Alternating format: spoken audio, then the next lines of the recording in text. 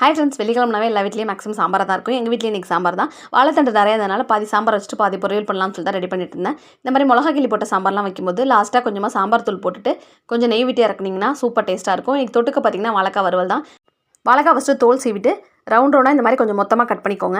இதுக்கு நம்ம இப்போ ஒரு மசாலா அரைச்சிக்கலாம். 2 ஸ்லைஸ் தேங்காய், சின்ன துண்டு இஞ்சி, 2-3 சின்ன வெங்காயம், 2 பல் பூண்டு, சோம்பு, மிளகு எல்லாமே நான் வீடியோவில் காமிச்சிருக்க மாதிரி கொஞ்சமாக மட்டும் சேர்த்துக்கோங்க. நிறையா சேர்த்திங்கன்னா அந்தளவுக்கு நல்லா இருக்காது. கடாயில் கொஞ்சமாக எண்ணெய் சேர்த்துட்டு நம்ம கட் பண்ணி வச்சுருக்க வாழைக்காவை சேர்த்து ஒரு 2 நிமிஷம் நல்லா பரட்டி விட்டுக்கோங்க எண்ணெயிலேயே. அதுக்கப்புறமா நம்ம அரைச்சி வச்சிருக்க மசாலாவையும் சேர்த்துட்டு கொஞ்சம் உப்பு, மஞ்சத்தூள், மிளகாய் தூள் எல்லாமே சேர்த்துட்டு கொஞ்சமாக மட்டும் தண்ணி சேர்த்துக்கோங்க. ஹை ஃப்ளேமில் வச்சு வேக வச்சுக்கோங்க. மசால் இதுக்கு அதிகமாக சேர்த்தினா கண்டிப்பாக நல்லா இருக்காது. இந்த மாதிரி கொஞ்சமாக மட்டும் சேர்த்து செஞ்சு பாருங்கள், நல்லா டேஸ்ட்டாக இருக்கும். இப்போ தண்ணிலாம் சுண்டி இந்த அளவுக்கு வாழைக்காய் நல்லா வெந்துருச்சு, எண்ணெய் பிரிஞ்சு வந்துருச்சு பாருங்கள். லோ ஃப்ளேமில் வச்சு நல்லா ஒரு 2 நிமிஷம் பரட்டி விட்டிங்கன்னா சூப்பரான வாழைக்காய் வறுவல் ரெடி. இது சாம்பார் சாதம், ரசம் சாதம், தயிர் சாதம் எல்லாத்துக்குமே சூப்பராக இருக்கும். கண்டிப்பாக அதோட ட்ரை பண்ணி பாருங்கள். இன்றைக்கி எங்கள் வீட்டில் என்ன லஞ்சுன்னு பார்த்தீங்கன்னா சாம்பார், ரசம், வாழைத்தண்டு பொரியல், அதுக்கப்புறமா வாழைக்காய் வறுவல். பாய்.